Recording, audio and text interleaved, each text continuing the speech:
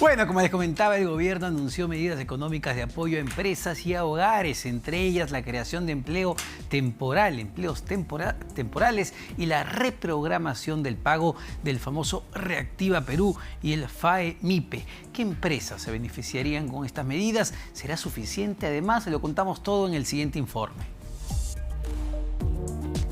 El Poder Ejecutivo anunció que se reprogramará el pago de los créditos con garantía estatal otorgados durante la pandemia. Es decir, las pequeñas, medianas y grandes empresas tendrán facilidades para pagar sus deudas de crédito de Reactiva Perú y FAE-MIPE. El ministro de Economía y Finanzas, Waldo Mendoza, explicó que de no ser por esta reprogramación, las empresas tendrían que cumplir con los pagos en mayo. Las reprogramaciones van a permitir un año más de gracia y hasta 3 años más para pagar toda la deuda. En ese año de gracia, las pequeñas empresas van a pagar las mismas tasas de interés. Para las medianas y grandes posiblemente haya una pequeña comisión. Ante este anuncio, Ricardo Márquez, presidente de la Sociedad Nacional de Industrias, manifestó que falta precisar los detalles para identificar cuántas empresas que han recibido créditos de Reactiva podrían acceder a esta reprogramación. Yo creo que están en la dirección correcta, pero hay que ver, esto se tiene que definir, de que si va a haber un contrato nuevo, definir si va a acompañar el BCR, que me imagino que de eso estamos hablando, en dar los fondos a los bancos como garantía, definir si la Superintendencia de Banca y Seguros no va a recalificar estas deudas, que ya ese es un tema grave.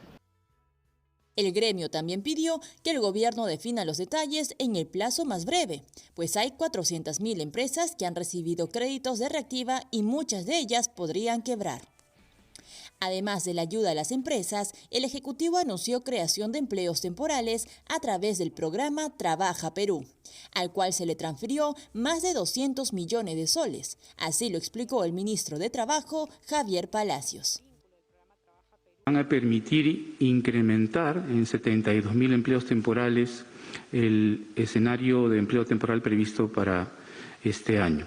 En el presupuesto inicial de apertura del programa ya había un presupuesto que permitía la generación de más de 35.000 empleos y esto da un total de casi 103.000. Van a permitir involucrar a 1.141 distritos. Otra medida apunta a la descentralización, pues los municipios y gobiernos regionales podrán usar el 25% del canon para actividades que enfrenten la emergencia y beneficien a la población. El ministro de Economía explicó que el presupuesto de un país se construye con los impuestos que se recauda y el financiamiento. Y para esto es necesario endeudarse. Por ese motivo, anunció que el Perú colocó 4.000 millones de dólares a tasas muy bajas, dinero que servirá para afrontar la pandemia. Bueno, y para profundizar en el impacto de estas medidas, vamos a conversar en este momento con José Carlos Saavedra. Él es economista principal de Apoyo Consultoría. José Carlos, ¿cómo está? Muy buenas tardes. ¿Qué tal? Buenas tardes, Omar. Gracias por la invitación. En principio, José Carlos, ¿cuál es el impacto que van a tener la reprogramación de los créditos otorgados por Reactiva? Me daba la impresión, porque así lo escuché en varios gremios, sobre todo de la micro y pequeña empresa o de las micro y pequeñas financieras, que había una necesidad de patear el cronograma, porque lamentablemente las empresas que habían accedido a este apoyo, a estos créditos con tasas blandas, no estaban en una situación para poder cumplir con sus obligaciones. Sí, efectivamente hay una necesidad, ¿no?, de muchas empresas por tener condiciones más favorables, seguramente con muchas diferencias, ¿no? Y ahí quisiera aprovechar para contarte un poco por qué me parece que esta es una excelente medida o una medida necesaria. Si bien es cierto, la recuperación de la producción agregada en el país ha sido rápida, y de hecho en diciembre del año pasado logramos un crecimiento, ¿no?, frente al año anterior. Eso creo que pinta una realidad quizás un poco más positiva de lo que realmente es. Y ahí me refiero a las diferencias que mencioné anteriormente, ¿no? Ese crecimiento, por ejemplo, de diciembre se explicó prácticamente por dos sectores.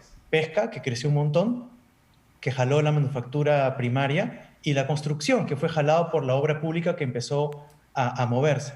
Pero el resto de sectores económicos seguía cayendo, ¿no? El comercio, servicios, manufactura no primaria, seguía cayendo. Entonces ahí hay una diferencia bien importante. Más de la mitad de sectores en la economía todavía siguen bastante golpeados. Bueno, Es un y elemento. ahí, perdóname hacer un paréntesis ahí, José Carlos, y sectores, como tú mencionas, comercio, servicios, que son la manufactura no primaria, que son intensivos en mano de obra, que necesitan mucho personal.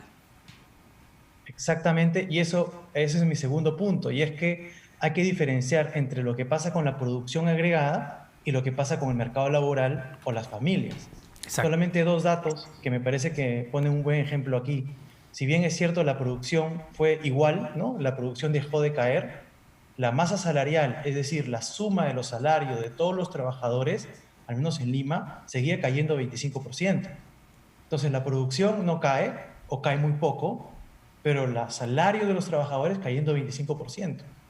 Y a eso se suma el efecto de la cuarentena de fuerte, digamos, que fue más intensa en febrero, que si bien fue menos intensa que la del segundo trimestre del año pasado, sí fue dura para las familias, sobre todo las familias de ingresos informales. Nosotros estimamos que el PBI, luego de haber alcanzado, ¿no?, una caída o un crecimiento de 0,5%, en enero seguramente vimos una caída de 3%, y en febrero estimamos, con información disponible, una caída de cerca de 10%. Ahora, Y en ese contexto, en febrero, sí, dale. Sí, pues solo para puntualizar, ¿no? Dado que estamos hablando de la situación de las familias en el país, también se anunció digamos, fortalecer, impulsar lo que es la generación de empleo temporal a través de Trabaja Perú. Hablan de alrededor de 100.000 puestos de trabajo temporales para este año. Pero cuando uno ve la situación de los millones de trabajadores, parece muy pequeño. Sí, es bastante poco. De hecho, son políticas acertadas, no es lo que hay que hacer. Hay que complementar un poco con demanda pública lo que el sector privado no está demandando, pero como tú bien mencionas, son montos pequeños, ¿no? Para mover realmente el empleo hay que mover la actividad económica, hay que mover la inversión. La obra pública también tiene un impacto importante, pero si no se mueve la inversión privada, es poco lo que se puede hacer en términos de empleo.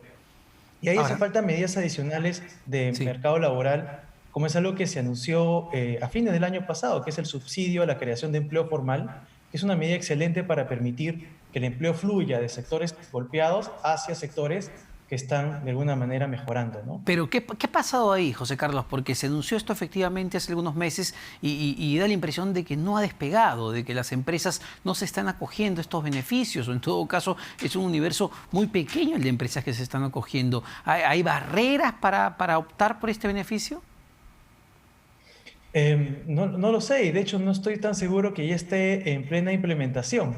He estado esperando que salga el reglamento y al menos que me haya escapado, no lo he visto. Me parece que todavía no está en plena implementación, eso lo podría confirmar después, pero me parece que, como tú bien mencionas, no está avanzando todavía, ¿no? Creo que ahí hace falta hacer un poco más al respecto. Ahora, Eh, no quiero ser pesimista ni sonar pesimista, y es claro que no podemos hablar de la recuperación de la economía peruana si no hablamos de la recuperación de la inversión privada, de la iniciativa privada, que es lo que genera el empleo en este país. En una coyuntura electoral, ¿cuánto puede afectar que esos ánimos empresariales se reactiven en el corto plazo? Usualmente en periodos electorales la inversión, digamos, no en grandes proyectos mineros o no en infraestructura, sino la inversión que llamamos diversificada en sectores como vivienda, manufactura, etcétera, se ve sentida, ¿no? Se ve afectada por la incertidumbre. Eso es algo que probablemente vamos a ver este año y ojalá que luego de julio de este año veamos algo de recuperación, como lo hemos visto en ocasiones anteriores, ¿no? Ahí hay que poner el tono optimista, ojalá que eso cambie, pero definitivamente en el corto plazo la elevada incertidumbre afecta a la inversión. Y a eso se le suma además que muchas empresas están operando con un nivel de capacidad ociosa elevado, entonces tampoco tienen mucho interés en aumentar su capacidad de Claro. planta, ¿no? Lo que estamos viendo es inversión en tecnología, en digitalización. Eso sí se está moviendo, ¿no? Pero la gran inversión no. Ahora, esa incertidumbre de la que hablamos, sobre todo incertidumbre generada quizá por el panorama electoral y quizá por algunas medidas que está impulsando el Congreso de la República, que incluso el día de hoy ha aprobado por insistencia otra norma para eliminar el régimen CAS. Pero bueno, eso es otra historia. Ese nivel de incertidumbre está generando algunos problemas, no lo sé, en el tipo de cambio que lo vemos históricamente alto. Ayer el ministro Waldo Mendoza hablaba de esta colocación de 4.000 millones de dólares en bonos peruanos. Entiendo que es a una tasa baja, pero es un poco mayor de lo que habíamos colocado antes. Sí.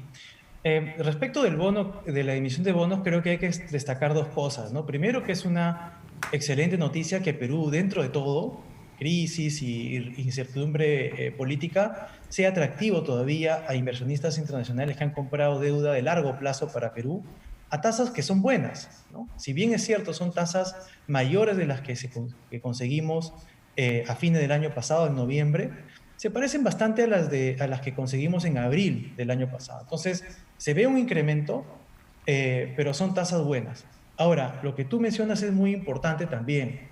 Parte de ese incremento en los costes de financiamiento se explica, por un lado, porque las tasas de interés internacionales para todos los países del mundo han tendido a aumentar. Ha aumentado un poco por lo que pasa en Estados Unidos. Ok, pero hay un componente intrínseco de Perú que se explica por incertidumbre política.